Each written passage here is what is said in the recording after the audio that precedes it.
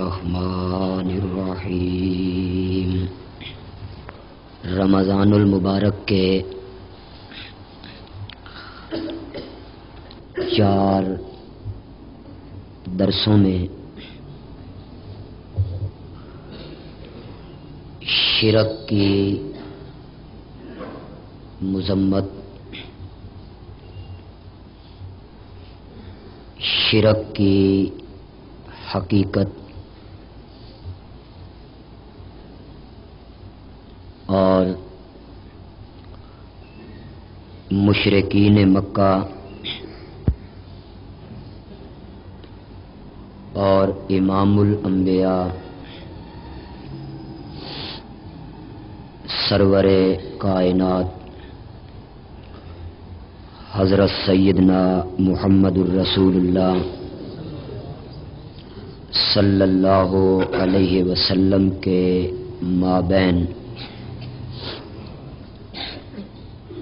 اختلاف کس مسئلے میں تھا اور مشرکین مکہ کا اصل شرک کیا تھا، یہ بڑی تفصیل کے ساتھ بیان ہو چکا ہے اور آپ اس کو سن چکے ہیں۔ اگر آپ کو یاد ہو،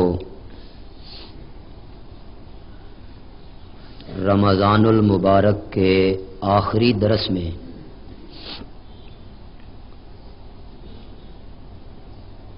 یہ بیان ہو رہا تھا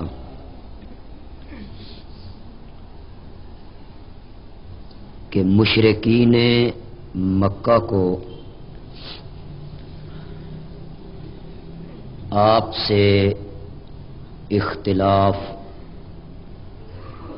لا الہ الا اللہ میں تھا۔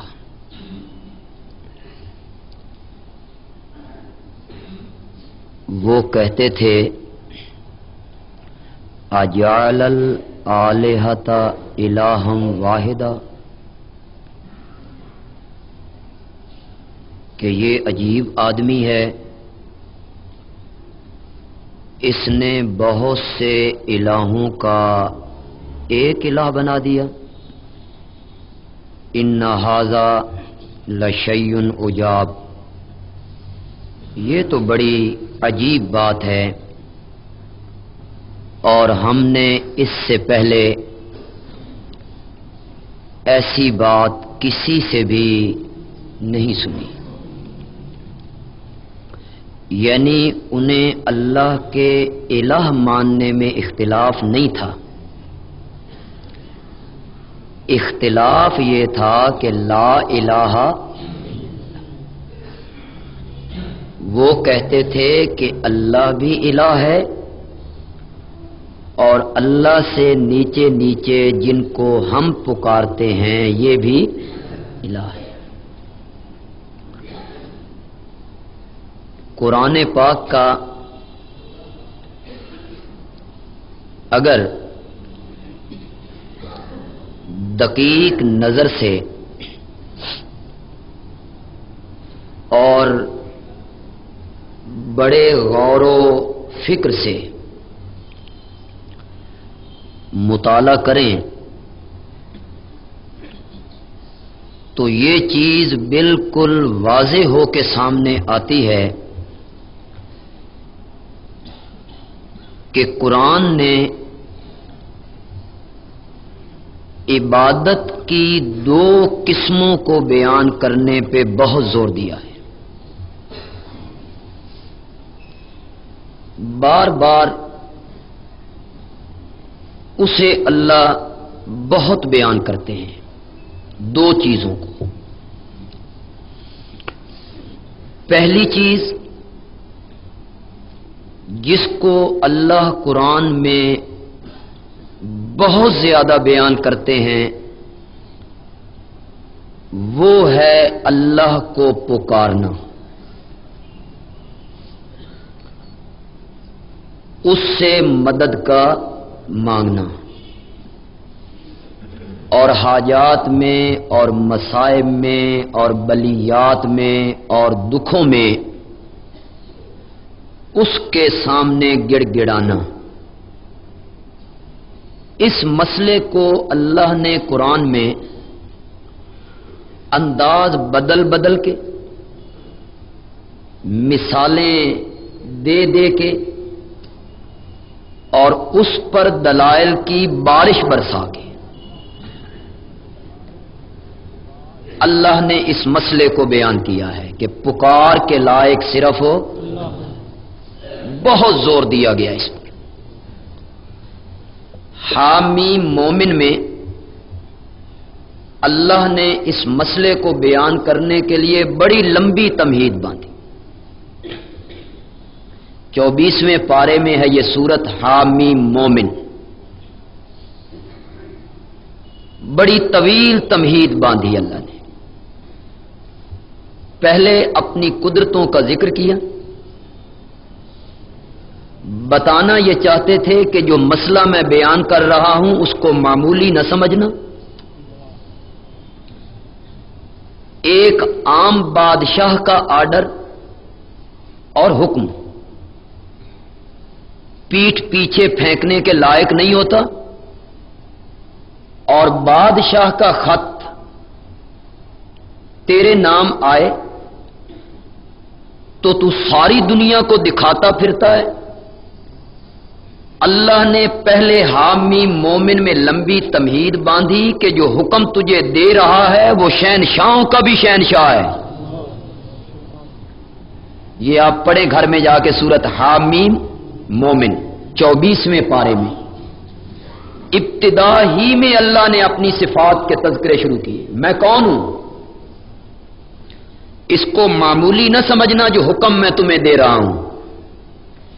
پھر جب اپنی تعریف اللہ نے کر لی تو اللہ تعالیٰ فرماتے ہیں یہ حکم جو تمہیں دے رہا ہوں اگر تم نے اس کو مان لیا اور اس کو تم نے تسلیم کر لیا تو باقی ملائکہ تو رہ گئے اپنی جگہ، میرے عرش کے اٹھانے والے جو فرشتے ہیں نا، میں ان کے ذمے لگا دوں گا کہ وہ تمہاری مغفرت کی دعائیں مانگتے رہیں۔ پھر اللہ نے اس مسئلے کی اہمیت کو اس طرح بیان کیا۔ پہلے یہ کہا کہ یہ حکم نامہ میرا ہے، اسے معمولی نہیں سمجھنا۔ پھر کہا کہ اس کو اگر مانو گے تو عرش کے اٹھانے والے مقرب ترین فرشتے ان کے ذمے لگاؤں گا کہ وہ تمہاری مغفرت کی دعائیں کریں، وہ تمہارے لیے دعائیں مانگیں گے۔ اتنی اہمیت دلانے کے بعد اللہ نے حامیم مومن میں اس مسئلے کو پھر ذکر کیا، فرمایا فدعوا اللہ، بس پکارو کس کو؟ پہلے اس کی اہمیت بتائی، پھر اس دعوے کا اللہ نے ذکر کیا۔ اللہ نے فرمایا اگر نہیں مانو گے، تیسری بات رہ گئی، اللہ نے فرمایا اگر نہیں مانو گے تو پھر قیامت کے دن عذاب میں پکڑ لوں گا، اور اس دن ہاتھ باندھ کے میرے سامنے کہو گے ربنا امتنا سنتین واحییتنا سنتین، تو نے 2 دفعہ ہمیں مارا، 2 دفعہ ہمیں زندہ کیا، فہل الی خروج من سبیل، مولا تیرے عذاب سے نکلنے کا کوئی راستہ ہے؟ فہل الی خروج من سبیل، خروج کا، نکلنے کا کوئی راستہ، کوئی سبیل؟ مولا ہم بچ سکتے ہیں تیرے عذاب سے؟ اوپر سے اللہ تعالیٰ فرماتے ہیں میں آواز دوں گا نہیں، اور اس کی وجہ یہ ہے اذا دعی اللہ وحدہ کفرتم، جب اکیلے اللہ کو پکارا جاتا تھا تو تم انکار کیا کرتے تھے، وہیں یشرک بھی، اور اگر اس کے ساتھ کسی کو شریک بنایا جاتا تو اس پر ایمان لایا کرتا تھا۔ شرک والی باتیں بیان ہوتی تھی تو ناچتا تھا، نعرے لگاتا تھا، خوش ہوتا تھا۔ وَإِذَا دُعِيَ اللَّهُ وَحْدَهُ، اور جب میری خالص توحید بیان ہوتی تھی تو کفرتم، تم انکار کرتے تھے۔ تم منہ موڑتے تھے، تم اعراض کرتے تھے اور میرے ساتھ اوروں کو شریک بنایا جاتا، اس وقت تو ایمان لے آتا تھا، آج تیرے نکلنے کا کوئی راستہ نہیں ہے۔ اللہ نے فرمایا اب مانو میرے اس مسئلے کو، نہیں مانو گے تو وہاں پکڑ لوں گا۔ فادعوا اللہ، پس پکارو کس کو؟ اللہ کو، مخلصین لہ الدین، دین بمعنی پکار، دین بمعنی عبادت، دین بمعنی توحید۔ اللہ فرماتے ہیں فادعوا اللہ، پس پکارو اللہ کو، مخلصین لہ الدین، خالص کر کے اس کے لیے پکار، خالص کر کے اس کے لیے عبادت۔ تو اللہ نے سب سے زیادہ زور، ذرا یہ بات آپ سنیں، میں ایک بہت حقیقت کی طرف، شرک کی جو ہم اقسام بیان کرنے لگے ہیں اس کی طرف میں توجہ دلانا چاہوں گا، لیکن میں کہیں سے بات کو شروع کروں تاکہ آپ کے ذہن میں بات بیٹھ جائے۔ سب سے زیادہ جس مسئلے اور عبادت کی جس قسم پر اللہ نے قرآن پاک میں زور دیا ہے وہ کون سا مسئلہ ہے جی؟ مسئلہ ہے پکار، مسئلہ ہے پکار، کہ مصائب و مشکلات میں پکارنا ہے تو صرف اس کو پھیر پھیر کے بیان کیا، اس پر دلائل دیے، اس کی اہمیت کو اجاگر کیا، سامنے لائے اللہ۔ اللہ نے فرمایا وَإِذَا سَأَلَكَ عِبَادِي عَنِّي فَإِنِّي قَرِيبٌ، میرے بندے جب آپ سے آ کے پوچھیں ہمارا رب کہاں ہے، دور ہے تو زور سے بلائیں، نزدیک ہے تو آہستہ بھی بلا لیں۔ جب میرے بندے تو اس سے آ کے پوچھیں میرے بارے میں، انی قریب، میرے پیغمبر میرے بندوں کو بتا کہ میں قریب ہوں، کتنا؟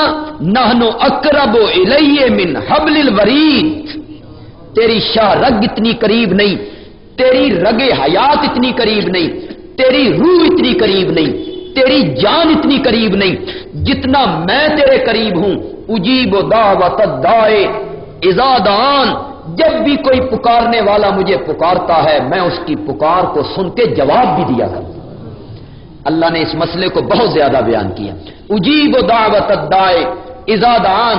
ایک جگہ پہ فرمایا قال ربکم ادعونی، اسی حامی مومن میں، جس حامی مومن کا پہلے میں نے حوالہ دیا، اسی صورت میں اللہ نے فرمایا قال ربکم ادعونی استجب لکم، تمہارا رب کہتا ہے، اور لوگوں تمہارا پالنہار کہتا ہے، تمہارا مربی کہتا ہے، تمہارا رب کہتا ہے ادعونی، مجھے پکارو، استجب لکم، میں تمہاری پکاروں کا جواب دیتا ہوں، میں تمہاری پکاریں سنتا ہوں، میں تمہاری پکاریں قبول کرتا ہوں۔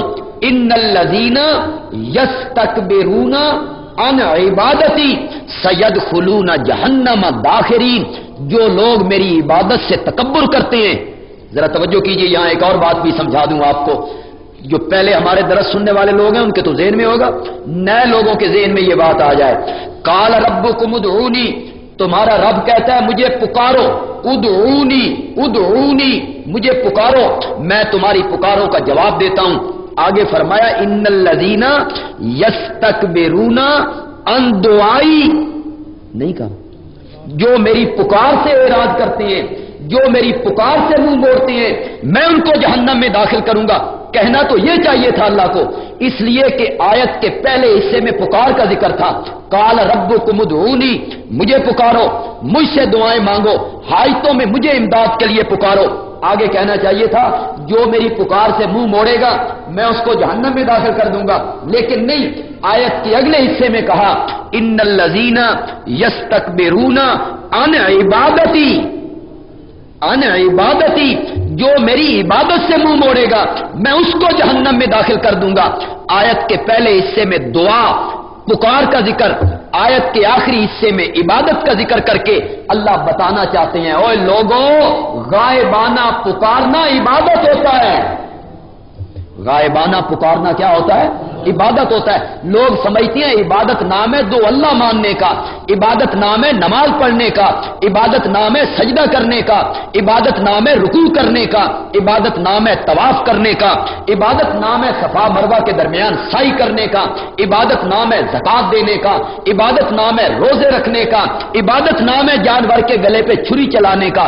نہیں، قرآن کہتا ہے غائبانہ اس نظریے سے اللہ کو پکارنا کہ وہ غائبانہ میری پکار کو سنتا ہے، یہ پکارنا کیا ہے؟ عبادت ہے۔ اور جب غیر اللہ کو پکارو گے تو یہ پکار غیر اللہ کی کیا بن جائے گی؟ عبادت بن جائے گی۔ اور کلمے میں تم نے کہا تھا لا الہ یا اللہ، ہم تیرے سوا کسی کی عبادت نہیں کریں گے، اور پکار کیا ہے؟ عبادت ہے۔ میں نے آیت آپ کے سامنے پیش کر دی، قرآن پاک اس کو عبادت کہتا ہے۔ چلیے اگر یہ آیت جو میں پیش کر رہا ہوں، ذہن میں بات آ گئی تو کر دیتے ہیں، یہ آیت جو میں نے پیش کی ہے، میں کون ہوں پیش کرنے والا؟ میری کیا حیثیت ہے کہ میں اس کو پیش کروں؟ سب سے پہلے اس آیت کو اس بارے میں کہ پکارنا عبادت ہے، سب سے پہلے اس آیت کو پیش کیا حضرت سیدنا محمد الرسول اللہ صلی اللہ علیہ وسلم نے، جب نبی پاک نے فرمایا تھا الدعاء هو العبادہ، الدعاء مخ العبادہ، الدعاء هو العبادہ، دعا ہی عبادت ہے، الدعاء مخ العبادہ، دعا عبادت کا مغز ہے، دعا عبادت کا نچوڑ ہے۔ جب نبی پاک نے فرمایا الدعاء هو العبادہ، اس وقت نبی پاک نے اپنی بات پر بطور دلیل اس آیت کو پیش کیا۔ آپ نے فرمایا تم نے قرآن نہیں پڑھا؟ قرآن کہتا ہے قال ربکم ادعونی استجب لکم ان الذین یستکبرون عن عبادتی۔ پہلے دعا کا ذکر، پھر عبادت کا ذکر۔ اللہ بتانا چاہتے ہیں لوگوں، غائبانہ جو پکار ہوتی ہے یہ پکار کیا ہے؟ پھر ایک دفعہ پکائیے، قرآن پاک میں عبادت کی جس قسم کو سب سے زیادہ اللہ نے بیان کیا وہ قسم کون سی ہے جی؟ پکار، دعا۔ اس کو بار بار انداز بدل بدل کے دلائل بدل بدل کے مثالیں دے دے کے اللہ تعالیٰ اسے بیان کرتے ہیں۔ اللہ تعالیٰ فرماتے ہیں وَلِلَّهِ الْأَسْمَاءُ الْحُسْنَى فَادْعُوهُ بِهَا، اللہ کے لیے ہیں نام اچھے اچھے۔ کیا مطلب؟ نام سے مراد یہاں کیا ہے؟ صفتیں، رحمان، رحیم، ستار، جبار، غفار، العلیم، السمیع، الرؤوف، الرحیم، یہ اسماء ہیں، صفتیں مراد ہیں۔ للہ الاسماء الحسنى، اللہ کے لیے ہیں نام اچھے اچھے، یعنی صفتیں اچھی اچھی۔ فادعوہ بہا، اے لوگو اللہ کو ان ناموں کے ساتھ پکارا کرو، ان ناموں کے ساتھ اللہ کو پکارا کرو۔ کبھی کہا کرو یا رحمان، کبھی کہا کرو یا رحیم، کبھی کہا کرو یا رب، کبھی کہا کرو اللہم، کبھی کہا کرو یا ستار، یا غفار۔ او میرے اللہ گناہوں کے بخشنے والے، میرے مولا میرے گناہوں کو معاف فرما دے۔ ان ناموں کے ساتھ اللہ کو پکارو۔ کہنا یہ چاہتا تھا کہ اللہ نے سب سے زیادہ زور جس بات پر قرآن پاک میں صرف کیا وہ ہے مسئلہ پکار، جس کو عربی میں کہتے ہیں دعا اور پنجابی میں کہتے ہیں سورنا۔ سورنا، صدنا، مانگنا، پکارنا، التجا کرنا، صدا لگانا، گڑ گڑانا، جس کو عربی میں کہتی ہیں دعا، اردو میں کہتی ہیں پکارنا۔ اللہ نے سب سے زیادہ زور قرآن پاک میں اس مسئلے پر دیا کہ لوگوں پکار اور دعا کے لائق ہے تو وہ صرف کون ہے؟ کبھی منفی رنگ میں، کبھی مثبت رنگ میں، اور پھر کبھی کبھی منفی رنگ۔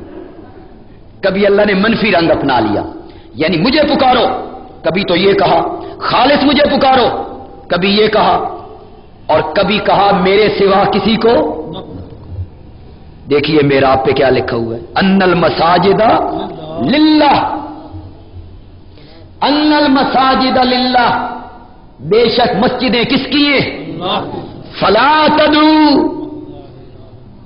تعبدوا نہیں، کہ عبادت نہ کرو یہ نہیں کہا، فرمایا تدعوا، کسی کو مت پکارو، فلا تدعوا مع اللہ الہا، کسی اور کو آواز نہ لگاؤ، کسی اور کے نام کی دہائی نہ دو۔ ویسے تو ہر جگہ پہ پکار کس کی ہونی چاہیے، اور مسجد ہے تو پھر گھر کس کا ہے؟ گھر ہوئے میرا، اور بندہ کوئی مجھے ملنے کے لیے آئے، بجائے مجھے آواز لگانے کی کسی اور کو آواز لگائے، میں کہوں گا دماغ ٹھیک ہے ہی؟ گھر میرے میں کھڑا ہے، آواز کسی اور کو لگاتا ہے؟ مکان اگر میرا ہے تو مجھے بلا۔ اللہ تعالیٰ فرماتے ہیں ان المساجد للہ، اگر مسجدیں میری ہیں تو پھر پکار میری کر، پھر مجھے پکار۔ گھر جو میرا ہے تو پکار میری ہوگی۔ اب مزہ یہ ہے کہ مسجدوں کی پیشانیوں پر اور محرابوں پر اور ماتھے پر اور مین دروازوں پر لوگوں نے لکھ دیا یا شیخ عبد القادر جیلانی شیئا للہ، یا شیخ عبد القادر جیلانی شیئا للہ۔ ترجمہ سناؤں تو آپ حیران ہو جائیں، اتنا کفریہ ترجمہ ہے، اتنا کفر ہے اس میں کہ آپ کو ترجمہ سناؤں تو آپ حیران ہو جائیں۔ یا شیخ عبد القادر جیلانی شیئا للہ، اے شیخ عبد القادر جیلانی تجھے اللہ کا واسطہ ہے مجھے دے۔ یہ نہیں کہ اللہ تجھے شیخ عبد القادر جیلانی کا واسطہ ہے مولا تو دے۔ ادھر تو یہ کہتے ہیں ہم بزرگوں کے واسطے پیش کرتے ہیں، اور مانگتے کس سے ہیں؟ اللہ سے، اور ان کے وسیلے سے مانگتے ہیں، ان کے واسطے سے مانگتے ہیں۔ ان کو کہیے کرو اس کا ترجمہ، یا شیخ عبد القادر جیلانی شیئا للہ، کرو اس کا معنی کیا بنتا ہے؟ عربی قواعد اور ضوابط کے مطابق یا شیخ عبد القادر جیلانی شیئا للہ کا ترجمہ کیا بنتا ہے؟ یہ بنتا ہے اے اللہ عبد القادر جیلانی کے واسطے دے۔ یہ معنی بنتا ہے؟ نہیں بنتا یہ معنی یہ بنتا ہے اے شیخ عبد القادر جیلانی اللہ کے واسطے تو دے۔ وَأَنَّ الْمَسَاجِدَ لِلَّهِ فَلَا تَدْعُوا مَعَ اللَّهِ أَحَدًا۔ اور کئی مسجدوں کے ماتھے پہ لکھا ہوا ہے یا رسول اللہ انظر حالنا، یا رسول اللہ اسمع قالنا، اے اللہ کے پاک پیغمبر ہماری حالت کو دیکھیے، اور اے اللہ کے پاک پیغمبر ہماری بات کو سنیے۔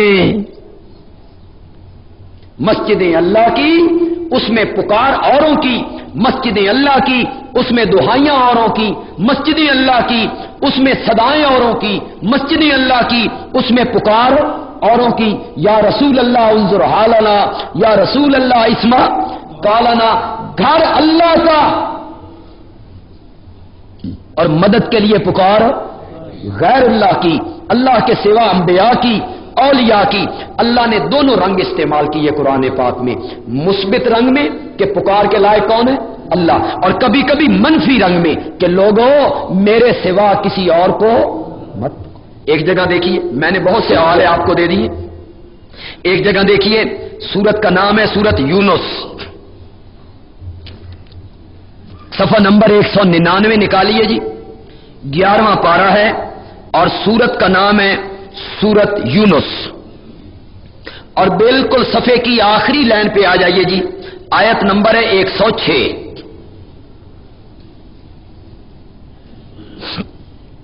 آیت نمبر ہے 106، اور جو ہمارے پاس قرآن پاک ہیں اس کی بالکل آخری سطر اور آخری سطر کے آخری الفاظ وَلَا تَدْعُ مِن دُونِ اللَّهِ مَا لَا يَنفَعُكَ وَلَا يَضُرُّكَ۔ یہاں تو ان المساجد للہ فلا تدعوا مع اللہ، اللہ نے دلیل کو نہیں دی، فرمایا میرے سوا کسی اور کو مت پکارو، اتنا کہا۔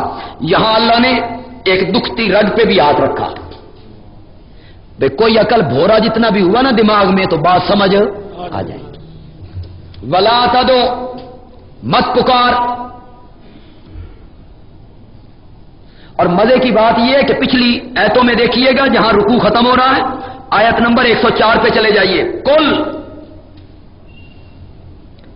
میرے پیغمبر کہہ دے یا ایھا الناس، اے لوگو، ان کنتم فی شک من دینی، اگر تمہیں میرے دین میں شک ہو گیا ہے تو سنو میرا دین کیا ہے۔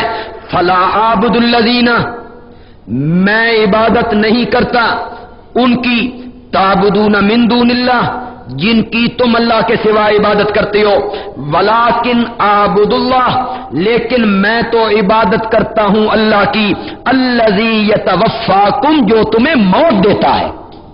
میں عبادت کرتا ہوں اللہ کی جو تمہیں موت دیتا ہے، جو تمہیں فوت کرتا ہے، جو تمہاری روحیں قبض کرتا ہے، میں اس اللہ کی عبادت کرتا ہوں۔ وَأُمِرْتُ، اور مجھ کو حکم دیا گیا، کس نے دیا حکم؟ ان اکون من المومنین، کہ میں ہمیشہ رہوں مومنوں میں سے۔ وان اقم، اور مجھے اس بات کا بھی حکم دیا گیا کہ میرے پیغمبر سیدھا رکھ اپنا چہرہ، للدین حنیفہ، سیدھا رکھ اپنا چہرہ اس دین کے لیے جس دین میں یکسوئی ہے اور اس میں ادھر ادھر دیکھنا نہیں ہے۔ ولا تکونن من المشرکین، اور مت ہو شرک کرنے والوں میں سے۔ پیچھے خطاب کس کو ہو رہا ہے؟ نبی پاک کو خطاب ہو رہا ہے، نبی پاک کو خطاب ہو رہا ہے، لیکن کہا نبی پاک کو جا رہا ہے اور سمجھایا ہمیں جا رہا ہے۔ خطاب آپ کو ہو رہا ہے، سمجھایا ہمیں جا رہا ہے۔ ولا تکونن من المشرکین، میرے پیغمبر شرک کرنے والوں میں سے مت ہو جائیے۔ ولا تدعو، اور مت پکار، واحد کا صیغہ ہے، ولا تدعو، مت پکار، من دون اللہ، اللہ کے سوا ان کو، لا ینفعک ولا یضرک، جو تجھے نفع بھی نہیں دے سکتے، تجھے نقصان بھی نہیں۔ یہاں اللہ نے دلیل بھی دے دی کہ وہ پکار کے لائق نہیں ہے، اس لیے پکار کے لائق نہیں ہے کہ تیرا نفع نقصان ان کے اختیار میں کوئی نہیں۔ ولا تدعو من دون اللہ، مت پکار اللہ کے سوا ان کو جو تجھے نفع بھی نہیں دے سکتے اور جو تجھے نقصان بھی نہیں پہنچا سکتے۔ فَإِن فَعَلْتَ، پس اگر تو نے ایسا کیا، فَإِن فَعَلْتَ، پس اگر آپ نے ایسا کیا، کیا؟ میرے سوا اوروں کو پکارا، فَإِنَّكَ إِذًا مِّنَ الظَّالِمِينَ، فَإِنَّكَ إِذًا مِّنَ الظَّالِمِينَ، پس بے شک آپ اس وقت من الظالمین، بے انصافوں میں سے ہو جائیں گے۔ یہ انصاف کے بالکل خلاف ہے کہ پیدا کرنے والا میں ہوں، پکار کسی اور کی ہوتی ہو، یہ انصاف کے لائق نہیں ہے۔ کہا نبی پاک کو جا رہا ہے اور سمجھایا، بھلا نبی پاک نے بھی اللہ کے سوا کسی کو پکارنا تھا؟ یا یہ کوئی خطرہ تھا؟ یا یہ کوئی وسوسہ تھا کہ الیاذ باللہ آپ نے اللہ کے سوا کسی اور کو پکارنا تھا؟ نہیں، آپ کو خطاب کر کے امت کو سمجھایا گیا کہ تم کون ہوتے ہو اگر غیر اللہ کو کوئی پکارے اور پکارے میرا پاک پیغمبر، فَإِنَّكَ إِذًا مِّنَ الظَّالِمِينَ، تو تم کس بات کی مولی ہو کہ غیر اللہ کو پکارنے کے باوجود اپنے آپ کو مومن سمجھتے ہو؟ پہلا مسئلہ جس کو اللہ نے بہت زیادہ قرآن پاک میں بیان کیا وہ کیا ہے جی؟ مسئلہ ہے شاباش کہ پکار کے لائق کون ہے؟ ایک جگہ اور دیکھیے، اس کے بعد آگے بڑھنے کی کوشش کرتے ہیں۔ صفحہ نمبر ہے 226، تھوڑا پارا ہے جی 13واں، سورۃ الرعد، اور آیت نمبر ہے جی 14۔ میں یہیں سے ترجمہ کرنے لگا ہوں، لیکن آپ کو دعوت دے رہا ہوں کہ گھروں میں جا کے ذرا اس کا پس منظر دیکھنا ہے آپ نے۔ عجیب انداز اللہ نے اپنایا ہے۔ یہ جہاں سے میں شروع کرنے لگا ہوں یہ اللہ نے نتیجہ نکالا ہے جی، اپنی پچھلی بات کا اللہ نتیجہ نکالتے ہیں۔ جیسے ایک بندہ گھنٹہ 1.5 گھنٹہ گفتگو کرتا رہتا ہے تو آخر میں کہتا ہے سمجھیا میں کی کہنا چاہنا، میرے ساری گفتگو کا خلاصہ یہ ہے، میں تجھے یہ کہنا چاہتا ہوں۔ اللہ تعالیٰ یہ جہاں سے میں شروع کرنے لگا ہوں، لہو دعوت الحق، یہ اللہ ثمرہ نکالتے ہیں۔ اس سے پہلے اللہ نے دلائل کا سلسلہ شروع کیا ہے، سبحان اللہ۔ جہاں سے رکوع شروع ہو رہا ہے نا جی، وہاں سے آپ اس کا ترجمہ پڑھنا، کبھی گھر میں دیکھیں اور ترجمہ پڑھیں، پھر آپ کو لہو دعوت الحق کے سننے میں اور پڑھنے میں بڑا لطف آئے گا۔ اللہ نے فرمایا ہر مادہ، صرف انسان نہیں، جن بھی، انسان بھی، درندے بھی، چرندے بھی، پرندے بھی، حشرات الارض بھی، اللہ نے فرمایا اللہ یعلم ما تحمل کل انثی، ہر مادہ جو کچھ اپنے پیٹ میں اٹھاتی ہے میں اس کو جانتا ہوں، میرے علم سے باہر نہیں۔ ہر مادہ جو کچھ پیٹ میں اٹھاتی ہے میں اس کو جانتا ہوں۔ وما تغیظ الارحام، اور جو کم کرتے ہیں رحم، وما تزداد، اور جو زیادہ کرتے ہیں رحم میں اس کو بھی جانتا ہوں، یعنی یہ بھی جانتا ہوں کہ اس رحم میں ایک بچہ ہے یا زیادہ، کم ہوتی ہیں پیٹ یا زیادہ، اس کو جانتا ہوں، یا مراد مدت حمل ہے، مدت حمل بڑھ گئی ہے یا مدت حمل کم پڑ گئی ہے۔ اللہ فرماتے ہیں ہر مادہ کے پیٹ میں، یہ سننا تو بڑا آسان ہے لیکن ذرا اس کی گہرائی میں جائیے، ہر مادہ کے پیٹ میں کیا ہے اس کو بھی جانتا ہوں، اور یہ پیٹ میں کب سے حمل اٹھائے پھرتی ہے اس کو بھی جانتا ہوں۔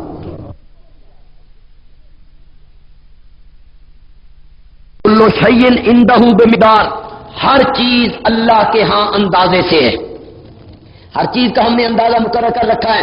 بارش برسانی ہے اندازے سے، حمل کتنی مدت رکھنا ہے اندازے سے، سورج چاند کا نظام اندازے سے، ہر چیز کا ایک اندازہ ہے۔ عالم الغیب والشہادہ، جاننے والا چھپی چیزوں کا اور ظاہر چیزوں کا، الکبیر بہت بڑا ہے، المتعال بڑا برتر ہے، سواء منکم من اسر القول، اللہ پر برابر ہے، سواء اللہ پر برابر ہے تم میں سے جو چھپ کے کرے بات، ومن جہر بھی یا زور سے کرے بات، میں برابر سنتا ہوں، آہستہ بات کرے وہ بھی سنتا ہوں، زور سے بات کرے وہ بھی سنتا ہوں، ومن ہوا مستخفٍ باللیل، اور جو آدمی رات کو چھپ گیا میں اسے بھی جانتا ہوں، وسارب بالنہار، اور جو میں چلنے لگا میں اس کو بھی جانتا ہوں، جو آدمی دن کے وقت گلیوں میں چلتا ہے میں اسے بھی جانتا ہوں، اور جو رات کو چھپ جاتا ہے میں اسے بھی جانتا ہوں۔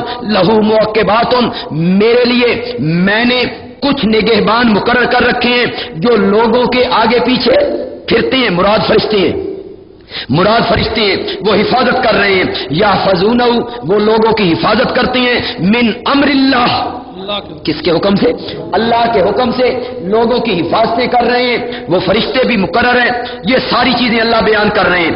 آگے اللہ نے بیان کیا هو الذی یریکم البرق، وہی تو ہے جو تمہیں بجلی دکھاتا ہے، خوفاً، کبھی ڈرانے کے لیے کہ کہیں گر نہ پڑے، کبھی ڈرانے کے لیے کہ بجلی گر نہ پڑے، وطمعاً، اور کبھی لالچ دینے کے لیے کہ بارش ہوگی تو فصلیں اچھی ہوں گی، اس میں خوف بھی ہوتا ہے کہ بجلی گر نہ پڑے، اس میں لالچ بھی ہوتا ہے کہ بارش برسے گی فصلیں اچھی ہو جائیں گی۔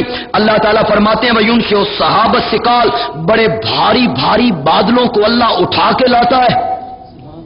وَيُسَبِّحُ الرَّعْدُ، اور رعد فرشتہ تسبیحیں پڑھتا ہے، بِحَمْدِهِ، اس کی خوبیوں کے ساتھ۔ یہ جب بادل گرجتے ہیں ایک دوسرے سے ٹکراتے ہیں، رعد فرشتہ تسبیح پڑھ رہا ہوتا ہے، یسبح الرعد، رعد فرشتہ تسبیحیں پڑھتا ہے اس کی خوبیوں کے ساتھ، والملائکۃ، اور سارے فرشتے اس کی خوبیوں کے ساتھ تسبیحیں پڑھتے ہیں، من خیفتہ، اس سے ڈر کے، اس سے ڈر کے رعد فرشتہ تسبیحیں پڑھتا ہے، اور دوسرے ملائکہ تسبیحیں پڑھتے ہیں، وَيُرْسِلُ الصَّوَاعِقَ، پھر وہ بجلیاں زمین پہ پھینک دیتا ہے، فَيُصِيبُ بِهَا مَن يَشَاءُ، پس جس پہ چاہتا ہے بجلی گرا دیتا ہے، جس پہ چاہتا ہے بجلی گرا دیتا ہے۔ وَهُمْ يُجَادِلُونَ فِي اللَّهِ، وَهُمْ يُجَادِلُونَ فِي اللَّهِ، اللہ فرماتے ہیں یہ سارے کام کرنے والا میں، رحم کے اندر جو کچھ ہے اس کی مدت کتنی ہے، رحم کے اندر بچے کتنے ہیں، بچے کی حالت کیا ہے، اس کو جاننے والا میں، اس کو جاننے والا میں، عالم الغیب والشہادہ میں، الکبیر المتعال میں، چھپ کے بات کرے اس کو جاننے والا میں، ظاہر ہو کے بات کرے اس کو جاننے والا میں، رات کو چھپ جائے اس کو جاننے والا میں، دن میں گلیوں کے اندر پھرتا رہے اس کو جاننے والا میں، بجلیوں کا چمکانے والا اور پھر اس کو زمین پہ گرانے والا میں، اور بھاری بھاری بادلوں کو آسمانوں کے قریب لے جا کے اس سے بارش کا برسانے والا میں۔ اللہ فرماتے ہیں یہ سارے کام میرے ہیں۔ وَهُمْ يُجَادِلُونَ فِي اللَّهِ، ان مشرکوں کو دیکھ پھر بھی اللہ کی توحید میں جھگڑے کرتے ہیں۔ وَهُمْ يُجَادِلُونَ فِي اللَّهِ، اللہ کے بارے میں تو جھگڑا ہی کوئی نہیں تھا، میں بڑی تفصیل سے بیان کر چکا ہوں کہ اللہ کو تو وہ مانتے تھے، وہ جھگڑتے ہیں اللہ کے بارے میں، یعنی اللہ کی وحدانیت کے بارے میں، اللہ کی الوہیت کے بارے میں۔ اب سنیے جی وہ آیت، اب سنتے ہوئے اور پڑھتے ہوئے مزہ آئے گا۔ لہو دعوت الحق، اس ساری کلام کا خلاصہ یہ نکلا اس سارے کلام کا ثمرہ یہ نکلا، اس سارے کلام کا نتیجہ یہ نکلا، عالم الغیب میں، جاننے والا میں، جو کچھ ماں کے پیٹ میں ہے اس کو سنبھال کے رکھنے والا، کب وہ پیدا کرے گی یہ سب کچھ جاننے والا میں ہوں۔ اگر یہ ساری کاریگریاں میری ہیں تو نتیجہ یہ نکلا لہو دعوت الحق، اسی کے لیے ہے پکار سچی، لہو دعوت الحق، اسی کے لیے ہے پکار سچی۔ پھر پکارے جانے کے لائق بھی وہی ہے، پھر مدد بھی اسی سے مانگو، لہو دعوت الحق، حق اور سچ کی پکار ہوگی تو کس کے لیے ہوگی؟ اللہ کے لیے ہوگی۔ پھر اللہ نے مثبت رنگ اختیار کیا، ساتھ ہی اللہ نے منفی رنگ اختیار کر لیا۔ قرآن بڑی عجیب کتاب ہے، ایک آیت کے ایک حصے میں مثبت رنگ کہ پکار سچی کس کے لیے ہوگی، بالکل ساتھ ہی اللہ نے منفی رنگ رکھ لیا۔ اللہ نے فرمایا والذین یدعون من دونہ، اور جو لوگ پکارتے ہیں اللہ کے سوا اوروں کو، پکار سچی تو حق ہے میرا، اس لیے کہ کاریگری کرنے والا میں ہوں، عالم الغیب میں ہوں، لیکن جو لوگ پکارتے ہیں اللہ کے سوا اوروں کو، لا یستجیبون لہم بشیء، لا یستجیبون لہم بشیء، وہ ان کو جواب نہیں دے سکتے، بشیء، شیء کا کیا معنی؟ ذرہ بھی، لا یستجیبون، وہ ان کی بات کو قبول نہیں کر سکتے، وہ ان کی پکار کا جواب نہیں دے سکتے، بشیء، ذرا سا بھی، کچھ بھی، الا کباسط کفیہ، واہ میرے اللہ، واہ میرے اللہ تیرے سمجھانے پہ قربان ہی جاؤں، واہ قبر پرستو تواڈے نہ منن تے بھی قربان۔ اللہ نے بھی کس طرح سمجھایا، تم نے بھی ایک بات اللہ کی نہ مانی، کیسے بیان کرتے ہیں؟ اللہ کباسط کفیہ، وہ تمہاری پکاروں کا جواب نہیں دے سکتے، نہیں دے سکتے مگر اس بندے کی طرح جو پھیلانے والا ہے اپنے ہاتھوں کو، باسط کفیہ، پھیلانے والا ہے اپنی ہتھیلیوں کو، الی الماء، پانی کی طرف، پھیلانے والا ہے اپنی ہتھیلیوں کو پانی کی طرف، اور کہتا ہے آ پانی، آ پانی، آ پانی، لے یبلغ فاہو، تاکہ پانی پہنچ جائے اس کے منہ کو۔ کنویں کی منڈیر پہ کھڑا ہے، پیاس نے پاگل کر دیا ہے، پیاس نے پاگل کر دیا ہے، کنویں کی منڈیر پہ کھڑا ہے، اس میں رسی بھی کوئی نہیں، اس میں ڈول بھی کوئی نہیں، لیکن پیاس سے پاگل ہو گیا ہے، منڈیر پہ کھڑے ہو کے کہتا ہے آ پانی، آ پانی، آ پانی۔ اللہ فرماتے ہیں وما ہوا بے بالغ ہی، وہ پانی اس تک پہنچ نہیں سکے گا، قیامت تک پکارتا رہے، وہ تو کنواں ہے، پانی ہتھیلی پر بھی ہو اور یہ کہے آ پانی، آ پانی، پانی اس کی پکار کو سن نہیں سکتا، اس کی دعا کو قبول کر نہیں سکتا، اس کی پکار کو قبول نہیں کر سکتا، اس کی التجا کو پانی سن نہیں سکتا، یہ کہتا ہے آ پانی۔ اللہ نے فرمایا پانی اس کے منہ تک نہیں آ سکتا، وما دعاء الکافرین، وما دعاء الکافرین، اور نہیں ہے دعا کافروں کی، الا فی ضلال، مگر نری ضلالت، نری گمراہی، گمراہی ہے کافروں کی پکار۔ اللہ تعالیٰ مثال دے کے سمجھانا چاہتے ہیں، اے لوگوں، جس طرح کنویں کی منڈیر پہ آنے والا اور آ کے کنویں کی منڈیر پہ کہنے والا آ پانی، آ پانی، آ پانی، وہ نہیں دیکھتا کہ اس میں ڈول کوئی نہیں، اس میں رسی کوئی نہیں، اور جب تک ڈول اور رسی موجود نہ ہو تو پانی کنویں سے باہر نہیں آ سکتا۔ اللہ تعالیٰ فرماتے ہیں میرے سوا جو اوروں کو پکارنے والا ہے، کسی قبر اور مزار پہ جا کے کھڑا ہے، اس نے یہ نہیں دیکھا کہ اس قبر کے اندر روح والی رسی تو ہے کوئی نہیں اور روح والا ڈول تو ہے کوئی نہیں۔ جس طرح یہ قیامت تک پانی کو پکارتا رہے، جس طرح پانی اس کی پکار کو نہیں سن سکتا، مرے ہوئے بھی نہیں سن سکتا۔ اللہ نے مثال دے کے سمجھایا، پانی اس کی پکار کو نہیں سن سکتا، قبروں والے بھی اس کی پکار کو نہیں سن سکتے، پانی اس کی پکار کا جواب نہیں دے سکتا تو قبروں والے بھی اس کی پکار کا جواب نہیں دے سکتے۔ ایک بات آپ سے کہنا چاہتا ہوں، نہ فتوے لگانے کا عادی ہوں، نہ ہم یہ محفل اس لیے سجاتے ہیں کہ اس میں ہم فتویٰ بازی کریں یا کسی کی دل آزاری کریں، لیکن قرآن کی اس آیت کو یہاں بھی دیکھیے گا اور گھروں میں جا کے ایک مرتبہ پھر دیکھیے گا، پھر سوچئے گا، پھر توجہ کیجئے گا۔ اللہ تعالیٰ فرماتے ہیں والذین یدعون من دونہ، جو لوگ میرے سوا اوروں کو کیا کرتے ہیں؟ پکارتے ہیں۔ عبادت کا لفظ نہیں ہے، پکار کا لفظ ہے، یدعون، جو لوگ پکارتے ہیں میرے سوا اوروں کو اس نظریے سے کہ وہ ہماری پکاروں کو سن لیتے ہیں اور جواب دے دیتے ہیں، یہ لوگ جو اللہ کے سوا اوروں کو پکارتے ہیں، آیت کے آخری حصے میں اللہ نے فرمایا وما دعاء الکافرین، وما دعاء الکافرین، وما دعاء الکافرین، معلوم ہوتا ہے اللہ کے سوا کسی اور کو اس نظریے سے پکارنا کہ غائبانہ وہ میری پکار کو سنتا ہے، اسی کا نام شرک و کفر ہے۔ وما دعاء الکافرین، اور نہیں ہے پکار کافروں کی مگر کھلی گمراہی۔ اللہ تعالیٰ نے ان لوگوں پہ کفر کا فتویٰ لگایا ہے جو اللہ کے سوا اوروں کو پکارتے ہیں۔ پہلا مسئلہ جس پر قرآن پاک نے بہت زیادہ زور دیا، اس باطی رنگ میں بھی اور منفی رنگ میں بھی، میں نے دونوں قسم کی آیتیں آپ کے سامنے رکھ دی ہیں۔ وہ مسئلہ یہ تھا کہ لوگوں غائبانہ مصائب و مشکلات میں پکارو تو صرف کس کو؟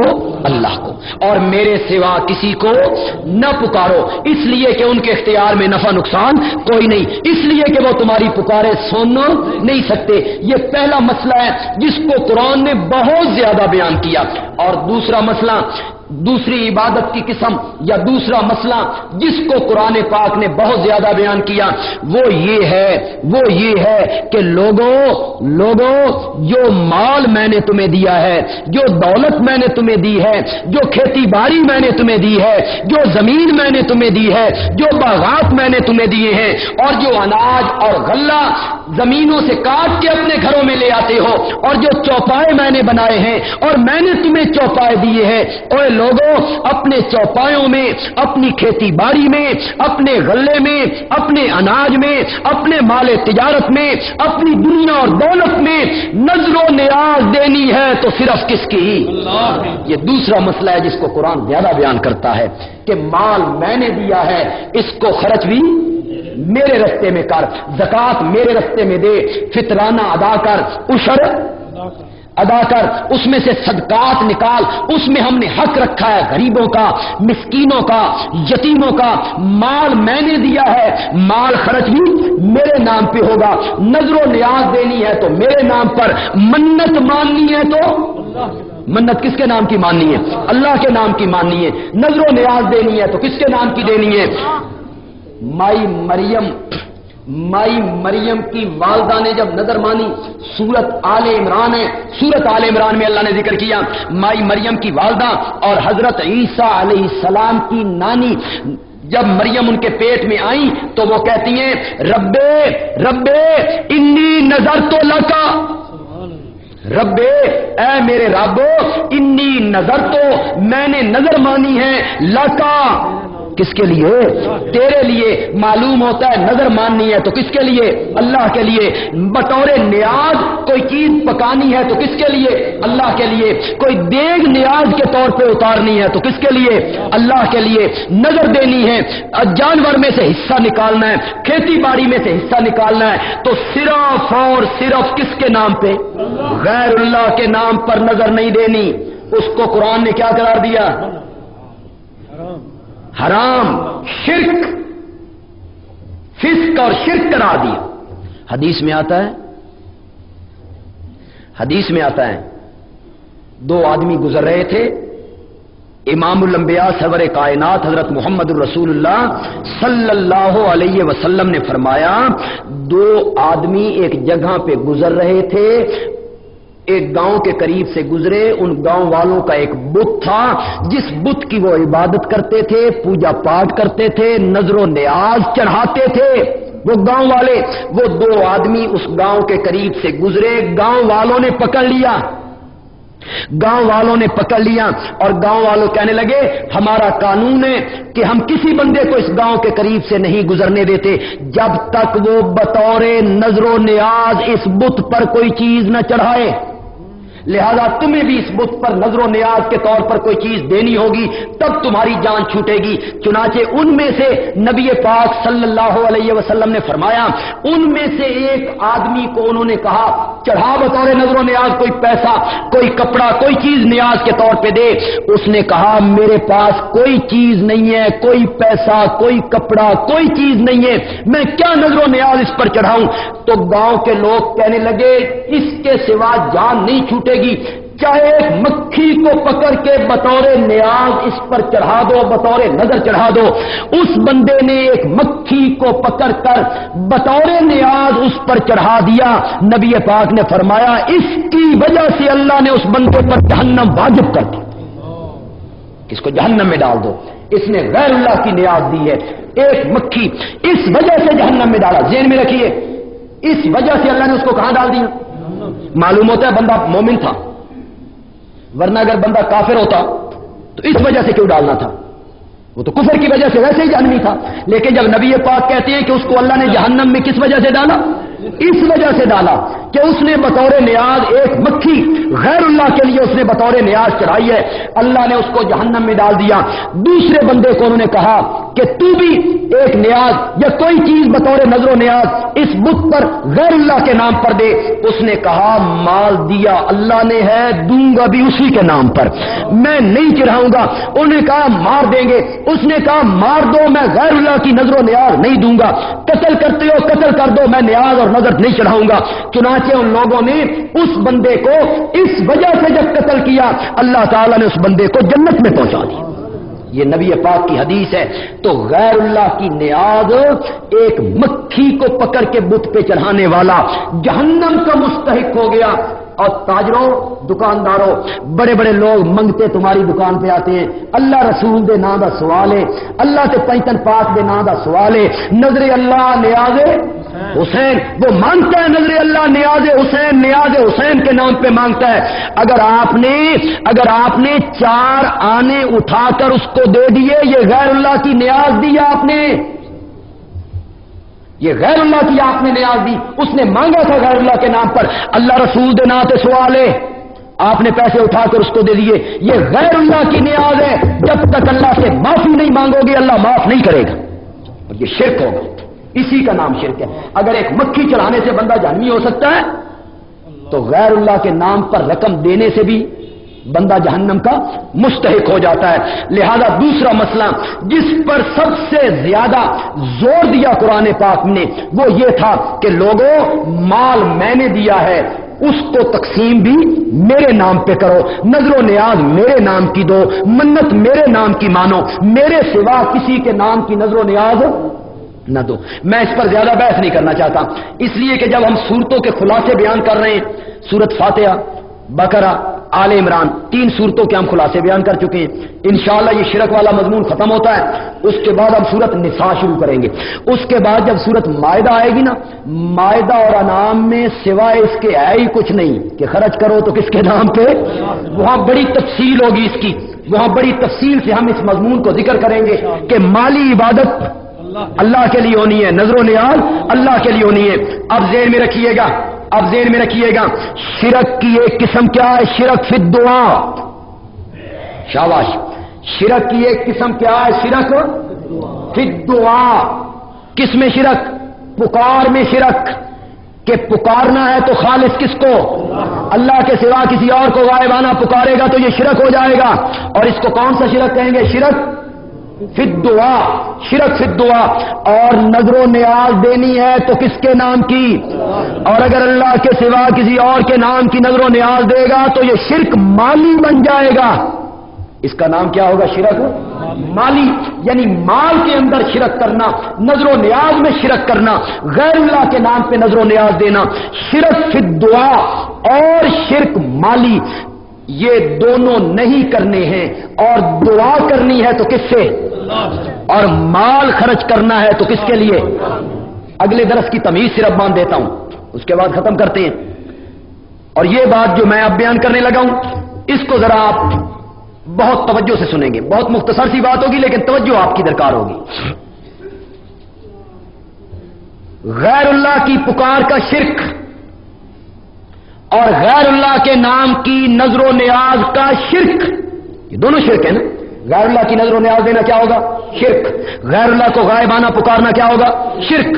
غیر اللہ کو پکارنے والا شرک اور غیر اللہ کے نام کی نظر و نیاز دینے والا شرک اس عقیدے سے پیدا ہوتا ہے کہ جس کو میں پکار رہا ہوں یا جس کے نام کی نظر و نیاز دے رہا ہوں وہ عالم یہ شرک کس سے پیدا ہوتا ہے جی؟ ذہن میں رکھیے، یہ دونوں شرک کس عقیدے سے پیدا ہوں گے کہ جن کے نام کی نظر و نیاز دے رہا ہوں یا جن کو میں غائبانہ پکار رہا ہوں یا علی مدد کا نعرہ لگا رہا ہوں، بہاول الحق تے بیڑا ڈھک. شرک فی الدعا اور دوسرا شرک مالی. ایک قسم میں نے آپ کو رمضان کے آخری جمعے میں بتائی تھی، وہ بھی ذرا ذہن میں رکھ لیجئے. شرک فی الذات، شرک فی الذات، اللہ کی ذات میں کسی کو شریک کرنا. جیسے یہودیوں نے کہا عزیر اللہ کا بیٹا ہے، عیسائیوں نے کہا عیسیٰ اللہ کے بیٹے ہیں، اور مشرکین مکہ نے کہا فرشتے اللہ کی بیٹیاں ہیں. یا کسی کو کہنا کہ یہ نور من نور اللہ ہے، یہ اللہ کی جز ہے، یہ اللہ کا نور ہے، یہ اللہ کا حصہ ہے، اس کو کہتے ہیں شرک فی الذات. اللہ نے قرآن پاک میں اس کی تردید کرتے ہوئے کہا لم یلد ولم یولد، نہ میں نے کسی کو جنا نہ میں کسی سے جنا گیا، میری کوئی جز نہیں ہے، میرے کوئی حصہ میرا نہیں ہے. یہ شرک فی الذات ہو گیا جی. دوسرا شرک فی الدعا ہو گیا جی. تیسرا شرک مالی ہو گیا جی. یہ تین شرک کی قسمیں میں آپ کو بتا چکا ہوں، اور آئندہ جمعہ جب ہم شرک کی دو قسموں پہ بحث کریں گے ان کا نام کیا ہے جی؟ شرک فی العلم، شرک فی العلم اور شرک فی التصرف. شرک فی التصرف یعنی اللہ کے سوا کسی اور کو مختار کل ماننا، اللہ کے سوا کسی اور کو نفع نقصان کا مالک سمجھنا کہ میرا برا بھلا کرنا اس کے اختیار میں ہے، وہ تصرفات ہیں اس کے ہاتھ میں ہے تصرف. ان شرکوں کے بارے میں، ان قسموں کے بارے میں انشاءاللہ آئندہ جمعہ گفتگو کریں گے. ایک اعلان، آپ آج تو خیر خاصی چونکہ سردی تھی اور آپ اس کے باوجود اتنی محبت کے ساتھ آپ تشریف لائے، اور یہ محبت آپ کی اللہ کے قرآن سے. چاہتے تھے کہ ہم اللہ کا قرآن سنیں، اتنی شدید سردی میں آئے آپ. اللہ تعالیٰ آپ کا آنا قبول و منظور فرمائے. آئندہ بھی آپ بھی آئیں گے، اپنے ساتھ اپنے احباب کو بھی لائیں گے. خوشخبری آپ کے لیے یہ ہے کہ یہ رمضان المبارک کے جو درس ہم نے دیے اور آج میں نے جو درس دیا اور آئندہ جمعہ انشاءاللہ میرے اللہ کو منظور ہوا تو ہم جو درس دیں گے اس کو ہم انشاءاللہ چند دنوں میں کتابی شکل میں بھی آپ کے سامنے پیش کر دیں گے انشاءاللہ. شرک کیا ہے، شرک کیا ہے، تاکہ ان لوگوں تک یہ بات پہنچ جائے جو لوگ ہمارے درسوں میں شامل نہیں ہو سکے. جی کس ٹائم نے مانگا کہ اے اللہ مجھے بیٹا دے، میں اسے حافظ قرآن بناؤں گا. اس کا بیٹا ہو، وہ اسے مدرسے میں داخل کروا دے، بعد میں ہٹانے کا ارادہ ہو کہ وہ سکول کے بعد مدرسے میں جائے گا تو گناہ گار بیٹا یا باپ. بعد میں بیٹا ضد کرتا ہے. دیکھیے جی، آپ نے جو منت مانی کہ اللہ تعالیٰ آپ کو بیٹا دے تو آپ اسے حافظ قرآن بنائیں گے. یہ منت پر عمل کرنے کا تو آپ حتی المقدور جہاں تک آپ کی کوشش ہے وہ آپ نے کرنی ہے. آگے نتیجہ تو میرے اللہ کے سپرد ہے. آپ اپنی پوری کوشش کریں، بچے کو راغب کریں اس طرف، اسے بتائیں کہ بیٹا میں نے منت مانی ہے، لہذا میں نے منت پوری میری تب ہوگی کہ تم حافظ قرآن بنو. اگر پہلے سکول پڑھنے کے بعد بچہ یہ کہتا ہے کہ میں بعد میں حفظ کروں گا تو آپ پر کوئی گناہ نہیں ہوگا. سکول کی تھوڑی سی تعلیم دلوانے کے بعد اگر بچہ قرآن پاک کو حفظ کر لے گا پھر بھی آپ کی منت جو ہے وہ پوری ہو جائے گی. اگر کوئی سفر میں دور جائے، وہاں 1 ہفتہ 2 دن یا 4 دن ٹھہرنا ہو تو وہ کیا پوری نماز ادا کرنی چاہیے، فرض یا قصر ادا یا فرض ادا کرنی چاہیے. دیکھیں 15 دن یا 15 دن سے زیادہ رہنے کا ارادہ ہو تو پھر پوری آپ نماز پڑھیں گے جی، فرض بھی پورے پڑھیں گے، سنتیں ساری چیزیں آپ پوری پڑھیں گے. اگر 15 دن یا 15 دن سے زیادہ رہنے کا آپ کا ارادہ ہو اور سفر 48 میل کا ہو، سفر کتنا ہو، پرانے میل، کلومیٹر نا، پرانے میل، میرا خیال ہے وہ تقریباً کوئی 72-73 کلومیٹر 72-73 किलोमीटर के करीब वो सफर बनता है। ये सफर आपका हो 15 दिन ठहरने का या इससे ज्यादा ठहरने का इरादा हो आपका, तो आप नमाज पूरी करेंगे। और अगर आपका इतना ठहरने का इरादा नहीं है, हफ्ता या 2-4 दिन ठहरने का इरादा है, तो आप नमाज कसर पढ़ेंगे जी। हाँ, एक सूरत यह भी बन जाती है, मिसाल के तौर पे आप लाहौर गए या आप किसी अदालत में जा रहे हैं, इस्लामाबाद या कराची की अदालत में आप पेश हैं, अदालत वाले आपको 2-2 दिन की तारीखें दे रहे हैं, 3 दिन की तारीख दे रहे हैं। आप कहते हैं चलो यार 3 दिन की तारीख है, भुगता के चला जाऊंगा वापस सरगोदा। 3 दिन के बाद आप पेश हो जाते हैं, फिर वो 3 दिन की तारीख दे देते हैं। आप कहते हैं चलो 3 दिन की तारीख पड़ गई है, इसको भुगता के चले जाएंगे, फिर कौन आएगा वहां से। इस तरह तारीख देते देते देते देते अगर साल भी गुजर जाए तो आप कसर नमाज पढ़ेंगे। फिर आपकी नमाज क्या होगी? कसर नमाज होगी। आप पूरी नमाज नहीं पढ़ेंगे। पूरी नमाज आप उस वक्त पढ़ेंगे जब आपकी नीयत बन जाएगी कि मैंने यहां कितने दिन रहना है? 15 दिन से ऊपर। हाँ, दूसरी बात यह है कि ये असल में जो पूछना चाहते हैं, मेरा ख्याल ये पूछना चाहते हैं कि फर्ज तो कसर पड़ेगा, ये सुन्नतें और नवाफिल इसका क्या बनेगा? देखें, वितर तो आपने पढ़ने हैं, वितर तो माफ कोई नहीं है। फर्ज आधे हो गए हैं, अल्लाह ने तोहफा आपको दे दिया है और आधे कर दिए। सुन्नतें जब फर्ज ही आधे हो गए हैं तो जाहिर बात है कि सुन्नतें भी आप पर लागू नहीं है। अल्लाह ताला ने लागू नहीं की हैं आप पर सुन्नतें भी। अगर आप उनको पढ़ लें, किसी जगह पे आप टिके हुए हो, पढ़ लें, तो वो नफल बनेंगे जी। वो सुन्नतें क्या बन जाएंगी? नफल बन जाएंगे। ये भी उस सूरत में जिस सूरत में आप किसी जगह टिके हुए हो। वरना एक जगह पे मैं सफर पे गया था, बस पे हम बैठे तो मेरे साथ एक बेचारा सूफी था। एक जगह पे हमने कहा बस रुका है, नमाज पढ़नी है। उसने बड़ा सूफी ने जोर लगाया, रोको जी रोको, नमाज पढ़नी है जी। वो बस रोक दी गई। सूफी साहब मिसवाक करने लगे। अल्लाह ने फर्ज आधे किए, इनको मिसवाक। जब अल्लाह ने फर्ज आधे कर दिए, सिर्फ इस वजह से आधे किए हैं कि सफर में दिक्कत होती है, सफर में तकलीफ होती है, वक्त ज्यादा बंदा खर्च नहीं कर सकता। अब बाकी बस में बंदे बैठे हुए हैं, इंतजार कर रहे हैं और सूफी और लगे हुए होते, तो ये सूरत भी सही नहीं है। ख्याल करना चाहिए सबका।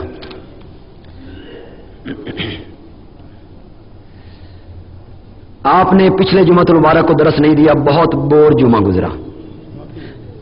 आपकी किस्त लेने बाजार आए तो दुकान बंद थी। मेहरबानी अब दरस से छुट्टी न करें। बिल्कुल ठीक है जी, आपका हुक्म है तो छुट्टी नहीं करेंगे जी इंशाअल्लाह। ये जो हम जिस मस्जिद में बैठे हुए हैं, जामे मस्जिद ब्लॉक नंबर 18, इसमें नाजरा कुरान पाक की क्लास लगती है जी ईशा के बाद। बड़े लोग सब लोग उसमें पढ़ लेते हैं। नाजरा कुरान पाक जो नहीं पढ़ सकते या पढ़े हुए और गलत पढ़े हुए, सही नहीं पढ़े हुए, कल से वो क्लास इंशाअल्लाह लग रही है जी। जो हजरात उसमें हिस्सा लेते हैं वो उसमें हिस्सा लेंगे जी। बाल जो चेहरे के हैं, मूछों के हों, ये उस तरह से अगर साफ करवा लिए जाएं, इसमें कोई हरज नहीं है। ये किसी के इंतकाल के लिए है जी दुआ, कि उनकी अजीजा कोई वफात पा गई है, उनकी मगफिरत के लिए दुआ मांगे। एक वाज़ेह फर्क नजर आना चाहिए था बेनमाज और नमाजी आदमी, बाशरा और गैर शरा आदमी। एक आदमी के चेहरे पे सुन्नत रसूल है और एक आदमी के चेहरे पे सुन्नत रसूल नहीं है, तो इन दोनों की जिंदगियों के लवाजिमात में कुछ फर्क नजर आना चाहिए था, नजर आना चाहिए। देखें, अगर एक दरस देने वाली औरत हो और दरस सुनने वाली औरत हो, कुरान पढ़ने वाली औरत हो, वो भी बगैर पर्दे के बाजार फिरती हो, और एक वो औरत जो कुरान पढ़ती नहीं है वो भी बगैर पर्दे के बाजार में फिरती हो, तो दोनों के रवैये में कोई फर्क नहीं है। फिर उसके कुरान पढ़ना, दरस का सुनना सुनाना, उसकी कोई अहमियत ही बाकी नहीं रह जाती। वाकई इन बेहयाइयों ने इस तरह पूरे मुआशरे को अपनी लपेट में ले लिया है, जकड़ लिया है। दुआ कीजिए अल्लाह ताला हमें इन बुराइयों से और इन बदियों से अल्लाह ताला निजात अता फरमा दे, और अल्लाह ताला जिंदगी शरीयत के मुताबिक और उसवे रसूल के मुताबिक और प्यारे पैगंबर की इताअत के मुताबिक। आपने कसर नमाज के बारे में बताया, अगर कोई शख्स दूसरे शहर में पढ़ता है और 14 या 15 दिन के वक्फे से वापस घर 1 या 2 दिन के लिए आता है, तो इस सूरत में क्या वो नमाज कसर पड़ेगा? अगर कोई आदमी फैसलाबाद, लाहौर या ऐसी जगह जहां नमाज कसर होती है मुलाजमत करता है, या वहां पढ़ता है कोई बच्चा स्कूल कॉलेज में, तो अगर वो लाहौर और फैसलाबाद या जिस शहर में भी वो रहता है اگر وہ وہاں 15 دن کبھی نہیں رہا، 15 دن وہاں کبھی نہیں رہا، 15 دن سے پہلے سرگودے واپس آ جاتا ہے تو وہ قصر نماز پڑھے گا جی، وہاں نماز وہ آدھی پڑھے گا، لیکن سرگودے میں نماز پوری پڑھے گا۔ یہ اس کا وطن اصلی ہے، یہ اس کا وطن اصلی ہے، اصلی گھر ہے، اصلی وطن ہے۔ یہاں 1 گھنٹے کے لیے بھی آئے گا تو پوری پڑے گا، اور لاہور فیصل آباد جہاں ملازمت کرتا ہے یا پڑھتا ہے، اگر 15 دن وہاں نہیں رہا، میری یہ قید یاد رکھیں، تو وہ مسافر ہے۔ اگر کسی موقع پر یہ ملازم اور سکول کالج پڑھنے والا اگر کسی موقع پر لاہور فیصل آباد اس شہر میں 15 دن ٹک گیا تو وہ اس کا عارضی وطن بن گیا، وہ اس کا عارضی وطن بن گیا۔ اب وہ وہاں قصر نماز نہیں پڑھ سکے گا، وہاں اس کا بعد میں بھی کبھی نہیں پڑھ سکے گا، اس کو پوری نماز پڑھنی پڑے گی۔ وعلی آلہ و اصحابہ اجمعین۔